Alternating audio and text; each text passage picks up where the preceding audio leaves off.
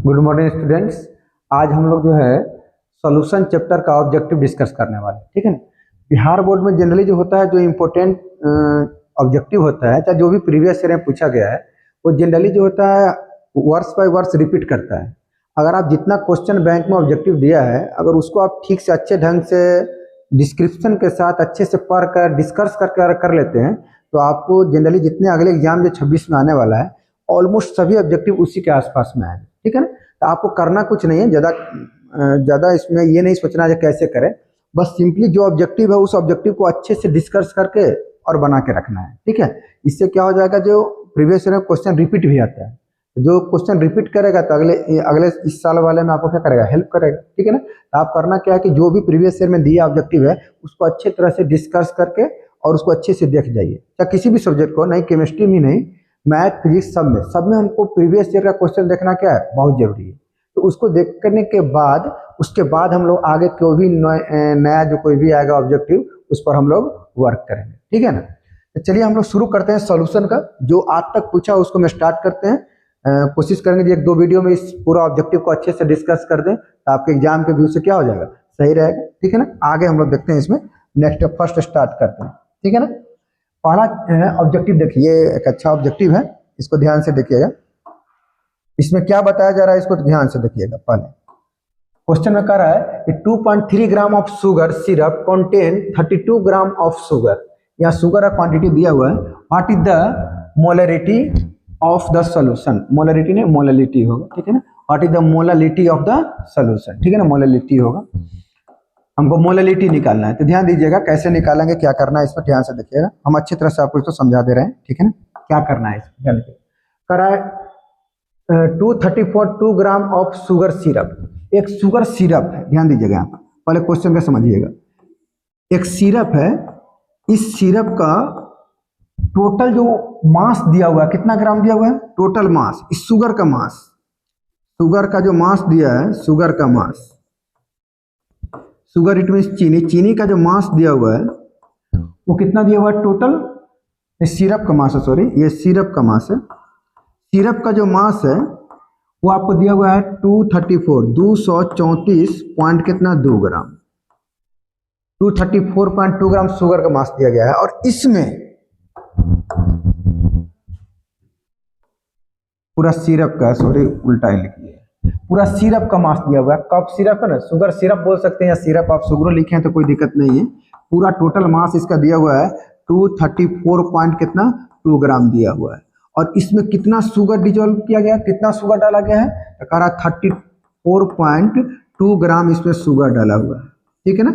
ये शुगर जो है ना आपको सॉल्यूट का वर्क करेगा, ये आपका सॉल्यूट हो जाएगा, शुगर क्या हो जाएगा, सॉल्यूट। ये टोटल सॉल्यूशन का मिलने के बाद ये टोटल इसका क्या दिया हुआ है, ग्राम दिया।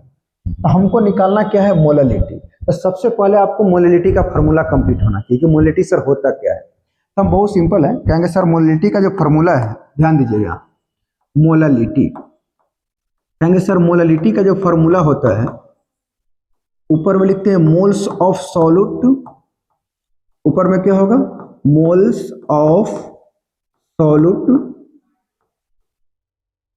और नीचे में होता है mass of solvent, mass of solvent.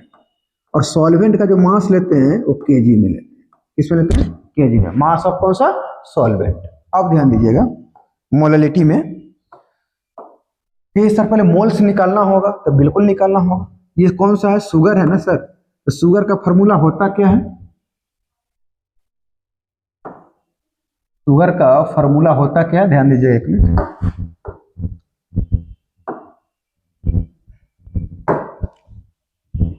Sugar का फार्मूला होता है सर C12 H22 और O11 होता है। इसका मोलर मास सर निकाल लीजिए। मोलर मास को हम लोग MB से डिनोट करते हैं, ठीक है ना। सॉल्यूट का मोलर मास, कार्बन के मास कितना होता है सर, 12 ग्राम, 12 कार्बन है तो 12 से मल्टीप्लाई कर दीजिए। हाइड्रोजन का मास 1 होता है तो 1 गुने 22 कर दीजिए। ऑक्सीजन कितना है, प्लस कहेंगे सर 11 ऑक्सीजन है तो 16 इंटू कितना 11 कर दीजिए। ये टोटल कैलकुलेट कीजिए सर, कैलकुलेट कीजिएगा तो लगभग ये आ जाएगा कितना, 234, ऑलमोस्ट कैलकुलेट कर लीजिए, नहीं तो क्या लगा 144 आ जाएगा, ये 2 हो जाएगा 16 में 11 से गुना करिए तो 16, 16 1 17 176 हो जाएगा। इस सबको ऐड कीजिएगा तो 6 4 10 2 12, ये हो जाएगा 7 2 9 9 4 13 2 1 13 1 1 2 232 के आसपास है। 1 1 2 1 3 332।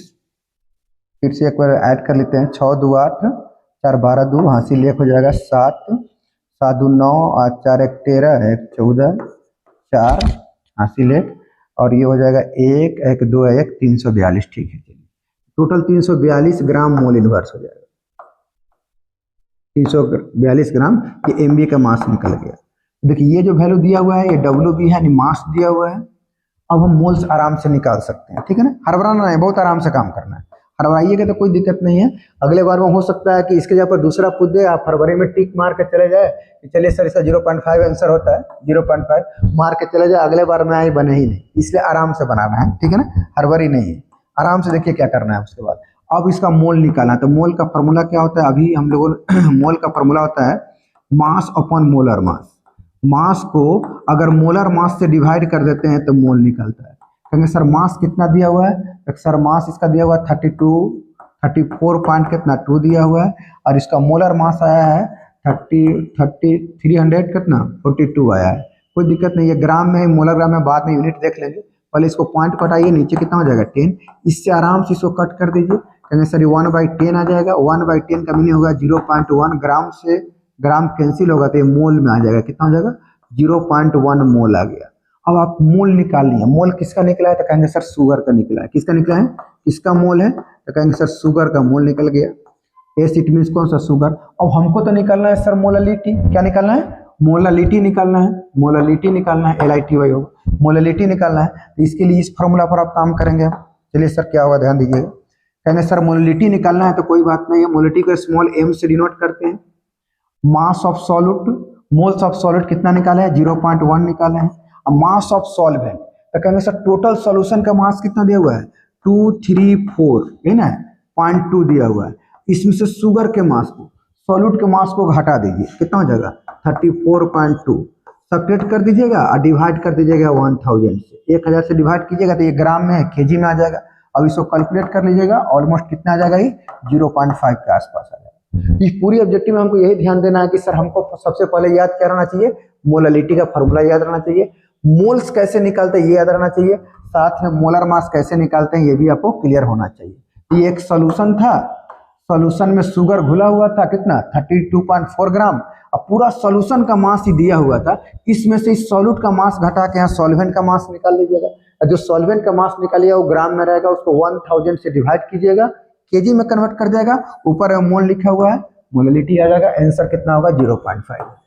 ठीक है, अब इसको अच्छे से एक बार और आप स्क्रीनशॉट ले लीजिएगा या देख लीजिए कैसे होता है और इसको समझ के रखिएगा। इसी टाइप में अगले बार में कोई अगर क्वेश्चन आता है तो सिर्फ डाटा चेंज करके आएगा, थोड़ा सा डाटा चेंज कर देगा, उसके बाद आपको क्वेश्चन दे देगा। तो मोलालिटी निकालने के लिए कहेंगे तो कहेंगे सर 2 इंपॉर्टेंट फार्मूला है, ये दोनों हम कंप्लीट रखेंगे। कौन कौन, एक मोलालिटी का फार्मूला है, इसको याद रखेंगे, और दूसरा मोल्स का फार्मूला होता है मास, मोल निकालने के लिए मास अपॉन मोलर मास। ये फार्मूला क्लियर है, उसके बाद यहाँ मोलर मास निकालेंगे तब हो जाएगा। ये कहने के लिए 1 नंबर का ऑब्जेक्टिव में क्वेश्चन आया था, लेकिन ये 2 नंबर में भी चलेगा, 2 नंबर का लाइक क्वेश्चन क्वेश्चन दिया हुआ है। ठीक है ना, अब नेक्स्ट क्वेश्चन हम लोग देखते हैं। ठीक है, ध्यान दें। करा किसी विलयन के सांद्रण को व्यक्त करने का सही तरीका या तापक्रम किस पर निर्भर नहीं है, which is not affected by temperature, कौन टेम्परेचर से इफेक्टेड नहीं है। तो देखिए सबसे पहले ध्यान दें टेम्परेचर इफेक्ट किसको करता है।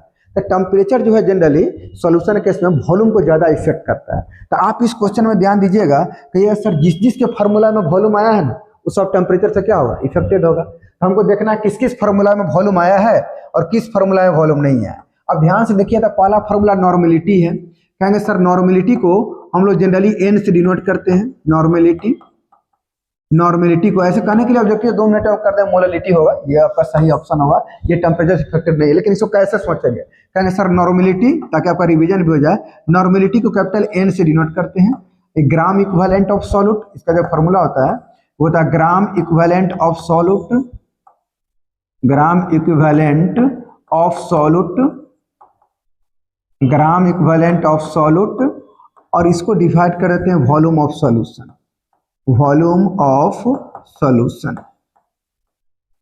इन लीटर कर दीजिए, कोई दिक्कत नहीं। तो ये होता है। तो यहाँ पर ध्यान देने वाली बात यह है कि नॉर्मेलिटी का जो फॉर्मूला होता है ना सर, तो नॉर्मेलिटी के फॉर्म में भी वॉल्यूम आ गया, देख लीजिए वॉल्यूम आया ना।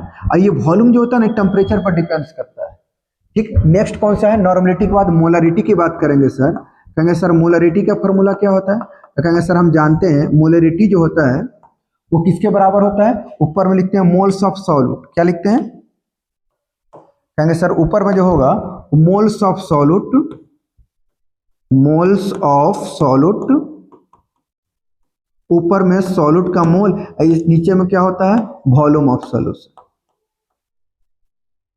Volume of solution. तो कहेंगे सर यहां भी वॉल्यूम आ रहा है।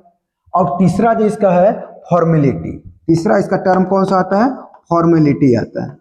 तो कहेंगे सर फॉर्मेलिटी का भी फॉर्मूला यही होता है, जो फॉर्मूला नॉर्मेलिटी मोलरिटी का होता है सेम फॉर्मूला फॉर्मेलिटी का होता है। लेकिन दोनों में डिफरेंस क्या है कि फॉर्मेलिटी हम जनरली आयनिक सॉलिड के लिए यूज करते हैं, क्योंकि आयनिक सॉलिड जनरली एग्जिस्ट करता नहीं है मॉलिक्यूल्स के रूप में, वो नेटवर्क ऑफ आयन्स के रूप में एग्जिस्ट करता है। तो हम मोलरिटी की जगह पर हम फॉर्मेलिटी यूज करते हैं। लेकिन दोनों का फॉर्मूला ऑलमोस्ट क्या सेम है, उसमें भी वॉल्यूम का फंक्शन आता है और वॉल्यूम ऑफ सॉल्यूशन होता है।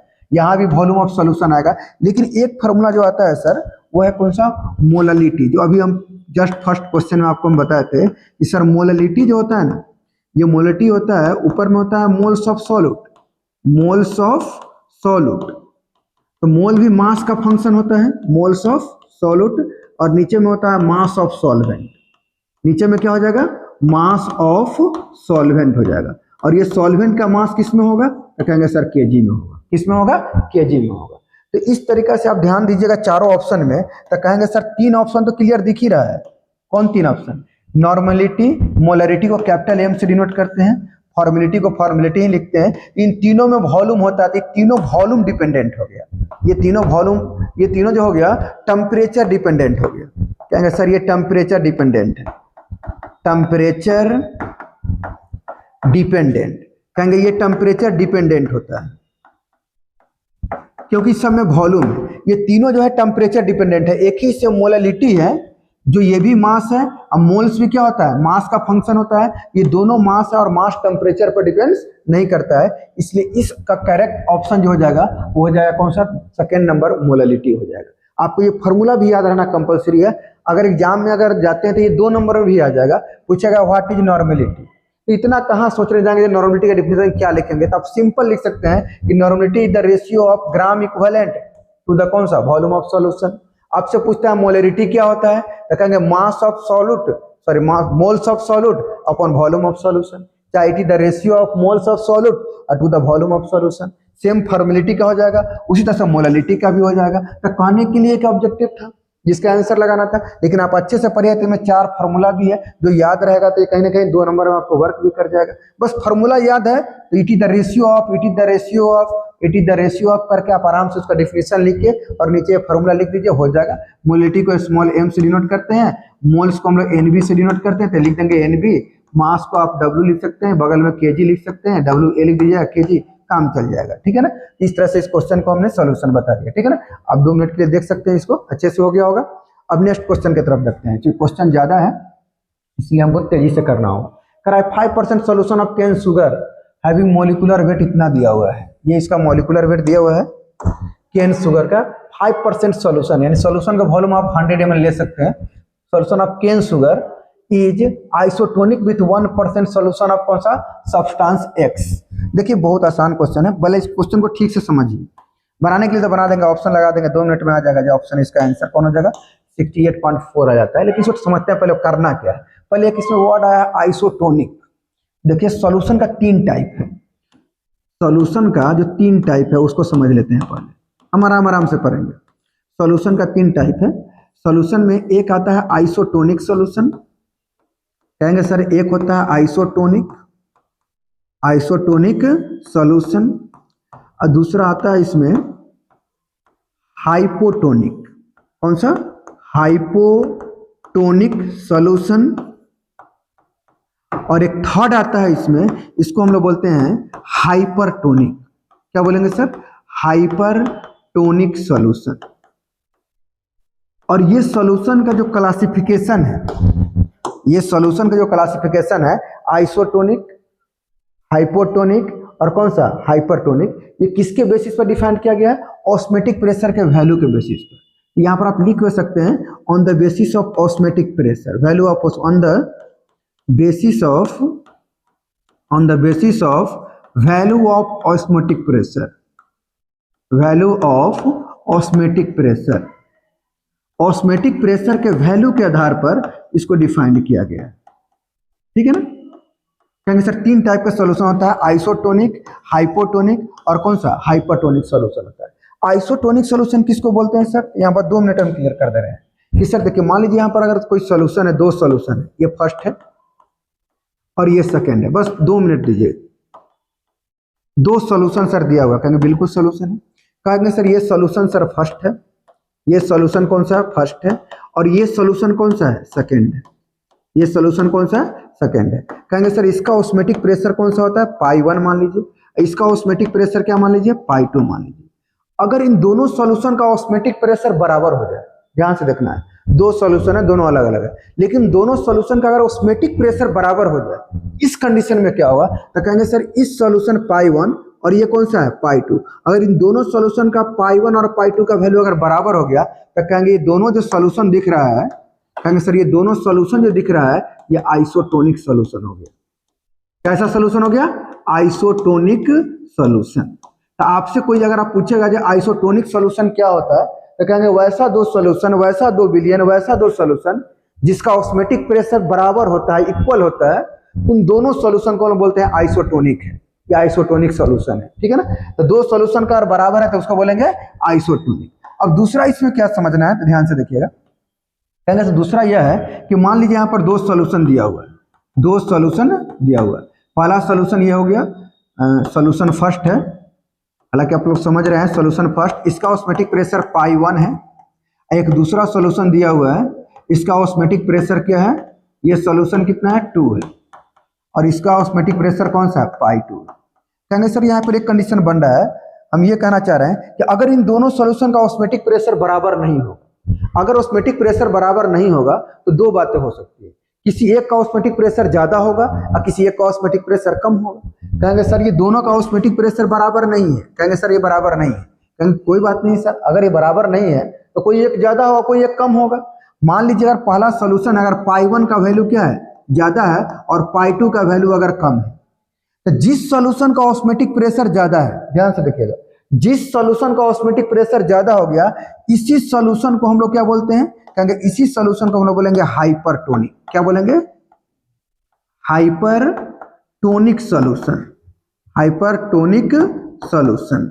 ध्यान से देखिएगा, जिस सॉल्यूशन का ऑस्मेटिक प्रेशर ज्यादा होगा उसको बोलेंगे हाइपरटोनिक, और जिस ऑस्मेटिक प्रेशर का ऑस्मेटिक प्रेशर कम है, जैसे इसका कम हो गया, पाई 2 कम है, तो इसको बोलेंगे हाइपोटोनिक। क्या बोलेंगे इसको?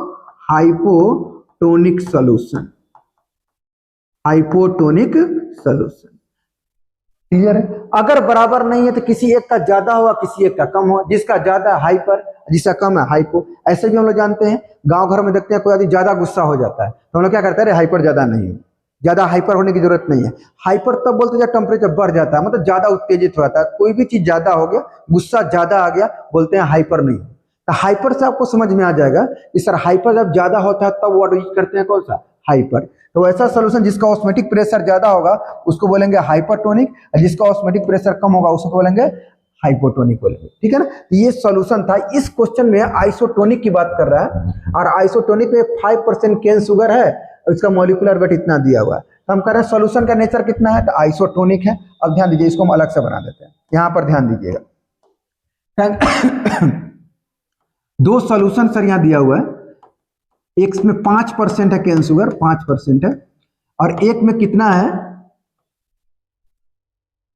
इसमें कितना है? एक मिनट बैक में देख लेते हैं, प्रीवियस 1% है। कितना परसेंट? 1%। चलिए कोई दिक्कत नहीं, कहेंगे सर इसमें 1% है, तो ऐसा कर लेते हैं, पूरे दोनों सॉल्यूशन के जो वॉल्यूम है, वॉल्यूम को हम लोग कितना मान लेते हैं? इसको 100 ml मान लेते हैं। वॉल्यूम कितना ml है? 100 ml है। लीटर में 0.1, 100 ml मान लेते हैं। ये इसको आप मान लीजिए 5 ग्राम है, इसको आप मान लीजिए कितना ग्राम है? 1 ग्राम। अगर पर टोटल वॉल्यूम अगर हम मान लेते हैं इतना, 1 मिनट यहाँ पर क्लियर नहीं दिख रहा है, इसको 1 ग्राम मान लेते हैं। ठीक है ना? ध्यान दीजिए, 1 ग्राम मान लीजिए। ये 5 ग्राम है, ये 1 ग्राम है। अब कह रहा कि दोनों सोल्यूशन कितना है, आइसोटोनिक है। मान लीजिए इसका ऑस्मोटिक प्रेशर पाई 1 है, इसका ऑस्मोटिक प्रेशर कितना है, पाई 2 है। तो दो सोल्यूशन अगर आइसोटोनिक है, दो सोल्यूशन अगर आइसोटोनिक है तो कहेंगे सर इसका ऑस्मोटिक प्रेशर पाई 1 बराबर किसको हो जाएगा, पाई 2 का होगा। पाई का फॉर्मूला क्या होता है, C R T. Pi equal to क्या होता है, C R T, C1 R T equal to यह क्या हो जाएगा, C2 आर टी। क्योंकि ऑस्मोटिक प्रेशर का फॉर्मूला ही होता है pi equal to C R T. C concentration है, आर ग्रेडबर गैस कांस्टेंट है, टी क्या है, टेम्परेचर है। ये दोनों कांस्टेंट है, हटा दीजिए, यानी कि इसका कॉन्सेंट्रेशन है, इसका कॉन्सेंट्रेशन, दोनों का कॉन्सेंट्रेशन क्या होगा, बराबर होगा। कॉन्सेंट्रेशन क्या होता है, जनरली मोल होता है। कॉन्सेंट्रेशन क्या होता है सर, मोल। तो इसको आप लिख सकते हैं मोल्स ऑफ फर्स्ट सॉल्यूशन है, moles of first solution upon क्या हो जाएगा, मोलर मास कर सकते हैं, कॉन्सेंट्रेशन है ना, तो वॉल्यूम कर सकते हैं, क्या कर सकते हैं, वॉल्यूम कर सकते हैं। और इसका भी करेंगे तो मोल ऑफ सेकेंड, अब बटा में कौन सा, वॉल्यूम ऑफ सेकेंड कर सकते हैं, ठीक है ना। कितना दिया है, मोल का फॉर्मूला क्या हो सकता है, डब्ल्यू वी अपॉन कौन सा, एम बी हो जाएगा।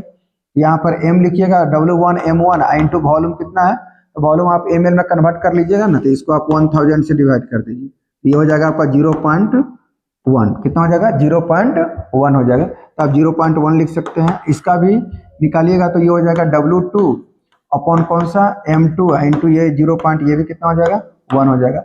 अब सब वैल्यू आपको दिया हुआ है। W1 का वैल्यू 5 ग्राम दिया हुआ है, 5 ग्राम। ये जो मास है ये कौन सा है, W1 है, W1 हो गया। और ये कौन सा हो गया, ये W2 हो गया। दोनों वैल्यू दिया हुआ है। W1 M1 इसका कितना दिया है, 342 दिया हुआ है, देख लेते हैं यहाँ पर दिया हुआ है 342, ठीक दिया हुआ है। तो 342 ग्राम दिया हुआ है इसका, इंटू 0. कितना हो जाएगा, 1 हो जाएगा। और इसका W2 का वैल्यू 1 ग्राम दिया हुआ है, ठीक है। इसका M2 ही निकालना है, 0.1 है। तो दोनों इसको है, इसको इससे कैंसिल कर दीजिए। अब बस इसको यहाँ से किसका मान निकालना है, M2 के। तो 5 ग्राम अपॉन कितना, 342 इक्वल टू हो जाएगा 1 अपॉन कितना हो जाएगा, M2 हो जाएगा। यहाँ से आप M2 कैलकुलेट कर लीजिएगा, ठीक है ना। जब M2 कैलकुलेट कीजिएगा तो ये ऑलमोस्ट 0.5, सॉरी पीछे प्रीवियस है, ये रहा कितना आ जाएगा, 68 पॉइंट कितना 4 के आसपास में आ जाएगा। कंप्लीट किया 68 पॉइंट कितना आ जाएगा, 4 आ जाएगा, ठीक है ना। तो इसको आप अच्छे से एक बार देख लीजिएगा। नेक्स्ट देखिए, ठीक निकला, W1 ठीक है, W2 342 ठीक है, आ जाएगा, ठीक है। ग्राम केजी में कन्वर्ट करेंगे, आ जाएगा, ठीक। नेक्स्ट देखिएगा कि सिविलियन के 200 ml में 2 ग्राम NaOH घुले हैं तो इसकी मोलरता क्या होगा।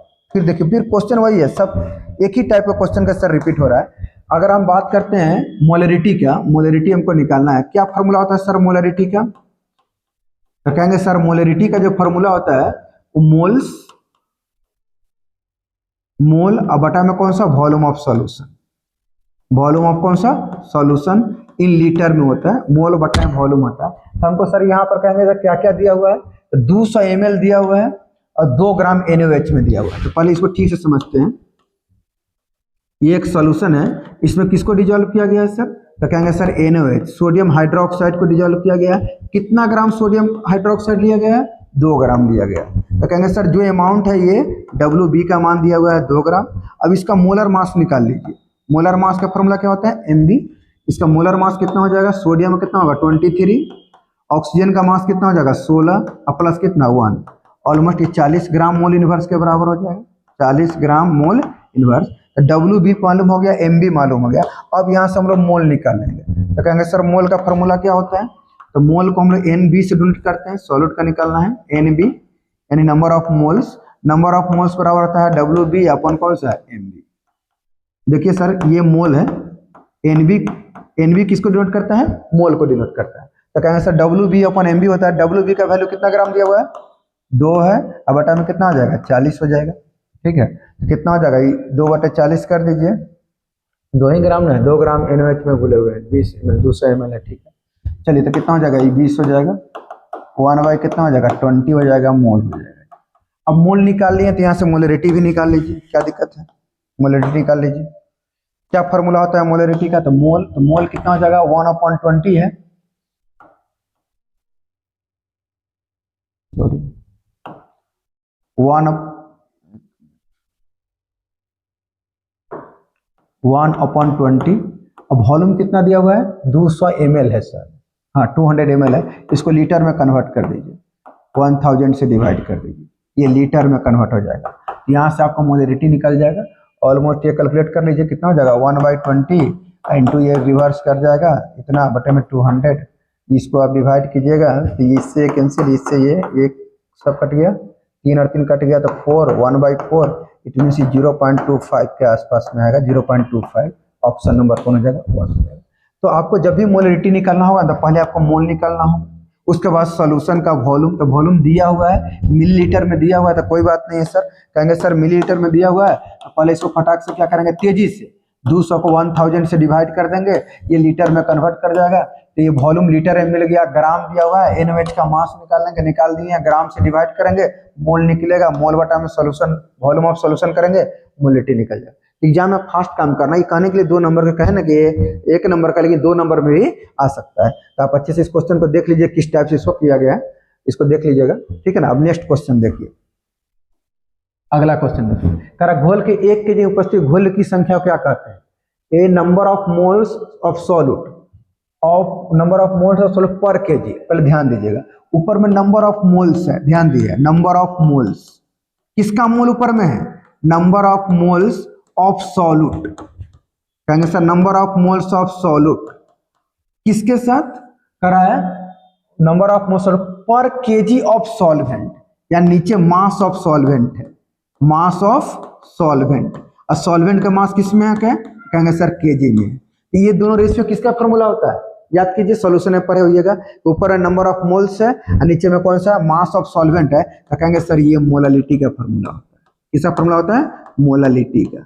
याद आ जाएगा, मोलालिटी को हम लोग डिनोट किससे करते हैं, तो कहेंगे सर इसको स्मॉल m से डिनोट करते हैं, नंबर ऑफ मोल्स को NB से, यानी मोल्स ऑफ सॉल्यूट, और मास ऑफ सॉल्यूट को बोलेंगे WA, और ये किस में आता था, केजी में आता था, और ये फॉर्मूला किसका होता है, मोलालिटी का होता है, ठीक है ना।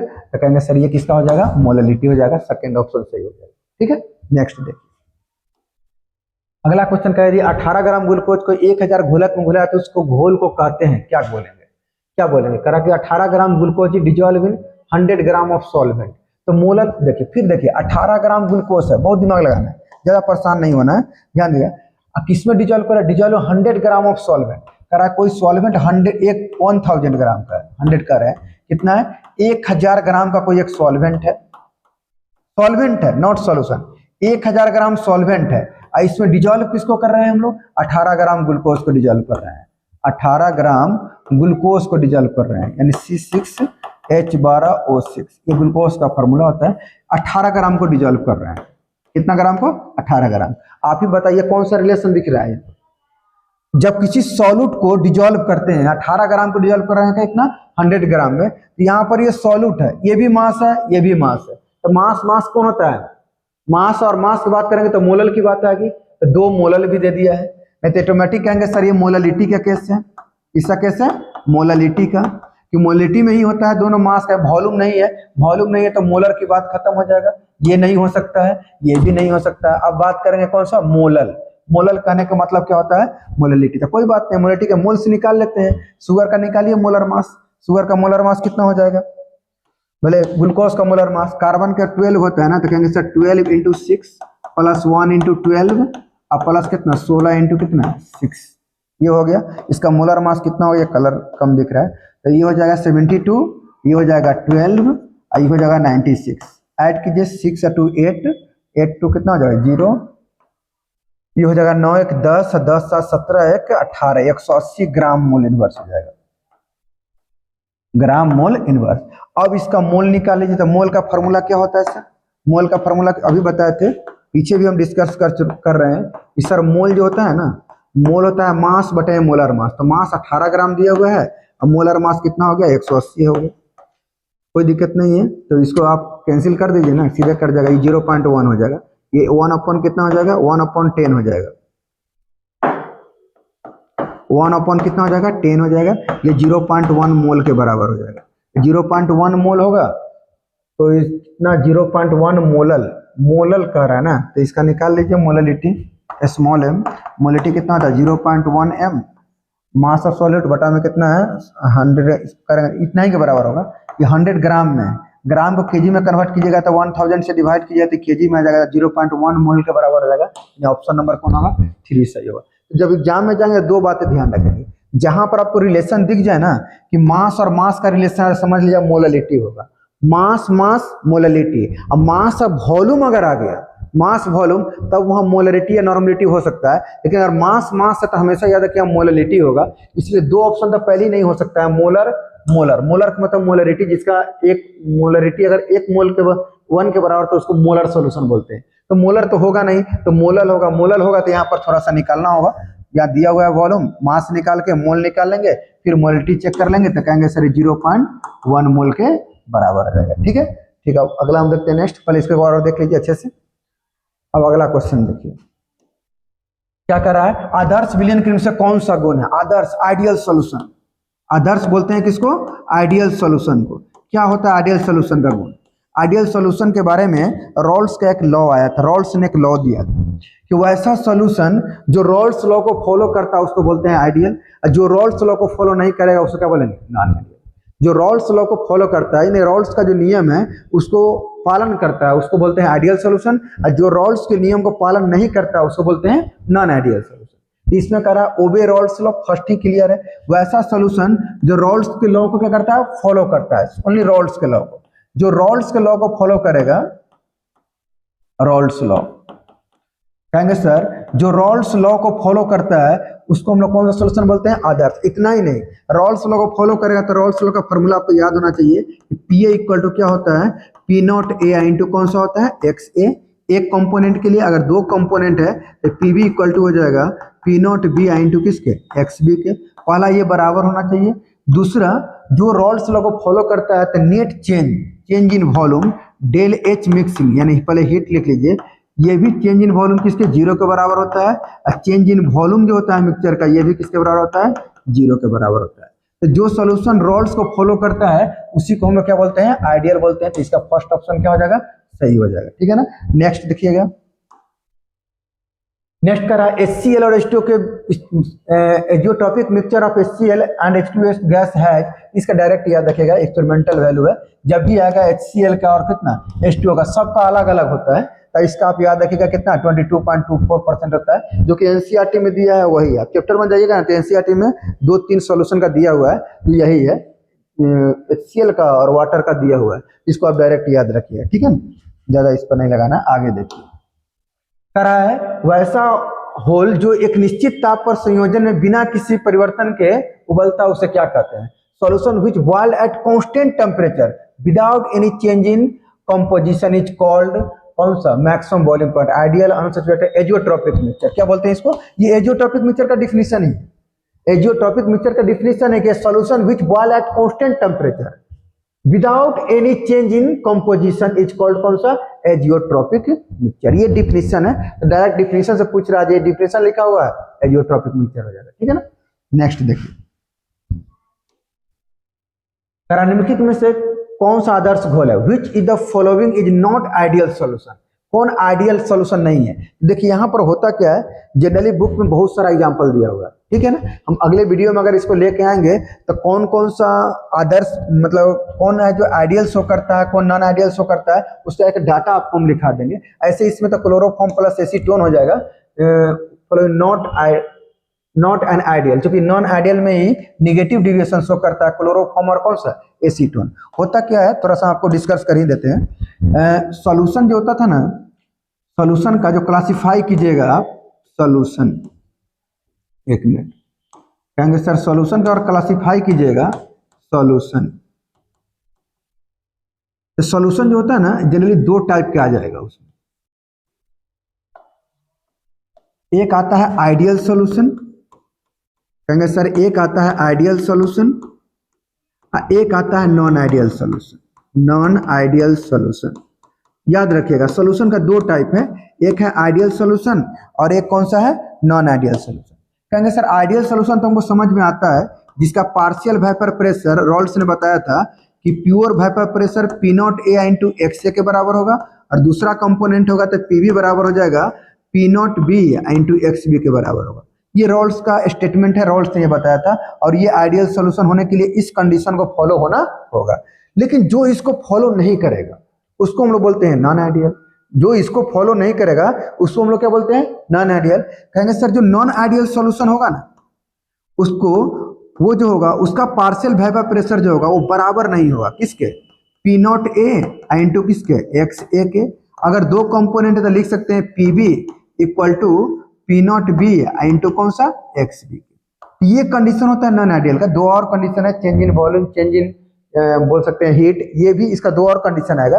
लेकिन यहाँ से ज्यादा बातें हमको समझ में आएगा जो बराबर नहीं होगा। तो नॉन आइडियल में हो क्या रहा है, कहेंगे सर अगर बराबर नहीं है, रॉल्स के नियम को फॉलो नहीं कर रहा है, यानी इसका पार्शियल वेपर प्रेशर जो है P not into X A के बराबर अगर नहीं है, नहीं हो तो दो कंडीशन होगा, क्या होगा, या तो जितना रॉल्स बता रहा है उससे ज्यादा होगा, नहीं तो जितना रॉल्स कह रहा था उससे कम होगा। दो ही बात हो सकती है ना। अगर कोई सॉल्यूशन आइडियल है तो इसके लिए हम क्या कहते हैं, कहते हैं कि पी ए के बराबर P not into X A के बराबर होगा। अगर दो कंपोनेंट है तो पी वी बराबर इंटू एक्स बी के बराबर होगा। लेकिन अगर बराबर नहीं है, जो सॉल्यूशन इस कंडीशन को फॉलो नहीं कर रहा है, तो वो आइडियल तो होगा नहीं, उसको क्या बोलेंगे, नॉन आइडियल। कहेंगे सर अगर नॉन आइडियल है, बराबर नहीं है, तो जितना रोल्स कह रहा है उससे ज्यादा होगा या कम होगा।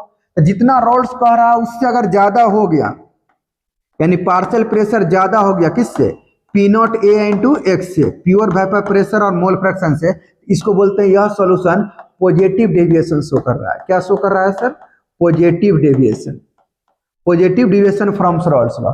अगर जिसका पार्शियल वेपर प्रेशर मान लीजिए जितना रॉल्स कर रहा है उससे अगर इसका कम हो जाता तो कहेंगे सर ये निगेटिव डेविएशन शो कर रहा है।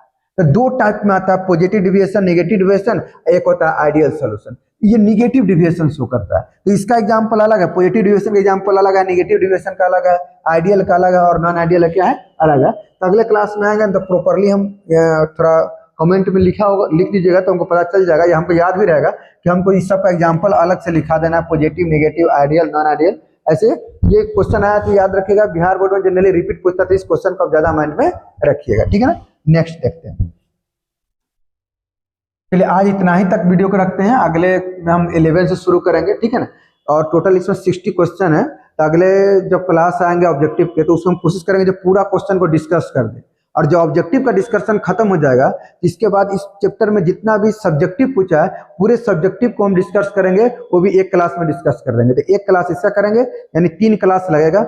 एक क्लास आज थोड़ा छोटा क्लास ले रहे हैं, तो आज छोटा ऑब्जेक्टिव का क्लास हुआ, एक अगले क्लास में आएंगे तो पूरा ऑब्जेक्टिव क्लियर करेंगे, या उसमें हो सकता है सब्जेक्टिव भी आ जाए, और अगले क्लास में पूरा सब्जेक्टिव क्लियर कर देंगे। और इस तरह से हम प्रत्येक चैप्टर को आपको पढ़ाकर ऑब्जेक्टिव और सब्जेक्टिव एग्जाम से पहले पूरा कंप्लीट करा देंगे। एक दिन में आएंगे तो पूरा केमिस्ट्री के जितना ऑब्जेक्टिव हो उसको भी कंप्लीट करा देंगे, और फिर पूरा सब्जेक्टिव का भी प्रैक्टिस करा देंगे।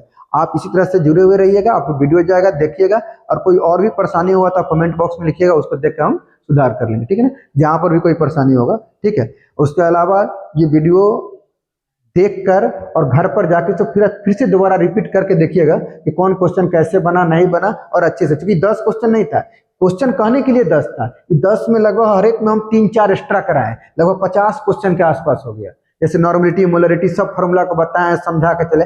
ऐसे मारने के लिए तो 10 मिनट सबको मार दें, खत्म हो जाएगा, उससे कोई फायदा होने को नहीं है। और घबराना भी नहीं है, आप लोग को आराम से पढ़ना है। ये नहीं सोचना कि क्या एक दिन में आप एक ही क्वेश्चन कंप्लीट कीजिए, लेकिन कंप्लीट कीजिए। एक क्वेश्चन फिजिक्स का, एक क्वेश्चन केमिस्ट्री का, ठीक है, 5-10 मैथ बनाएंगे और उसको कंप्लीट करके रखिए, ठीक है ना। एक दिन में एक हुआ, फिर भी यहाँ से कंप्लीट करेंगे तो 50 केमिस्ट्री, 50 फिजिक्स और 50 मैथ क्वेश्चन हमारे पास रहेगा। एग्जाम में लड़ने के लिए बहुत रहेगा। पहले एक तो कंप्लीट कर लीजिए, 1-2 कंप्लीट होगा चैप्टर से, फिर 3 होगा, फिर 4 होगा, और उसको खुद जितना बार हो सके लिखिए, फिगर बनाइए, फिगर के शार्पनेस को बढ़ाइए, ठीक है ना। और यहाँ से तैयारी में लग जाइए। कोई इधर उधर मोबाइल को नहीं देखना है, ना रील्स, न कहीं समय पर व्यतीत करना है, पूरा एग्जाम पर फोकस करना है, क्योंकि आपकी पहचान अब नंबर से ही होने जा रही है। कोई आदमी ये बहुत कम पूछता है कैसा पढ़ने में, पहले पूछता है कौन डिवीजन और कितना मार्क्स आया है। इसलिए नंबर पर ज्यादा ध्यान दीजिए, अब फोकस करके अच्छे से पढ़ाई कीजिए, क्या पढ़ना और क्या नहीं पढ़ना है। विशेष के लिए आपको हम हेल्प के लिए हमेशा तैयार हैं और करते रहेंगे यूट्यूब के माध्यम से। जितना क्वेश्चन आएगा उसको आपको हम बनाते रहेंगे, ठीक है। धन्यवाद। तो फिर हम नेक्स्ट क्लास में मिलते हैं।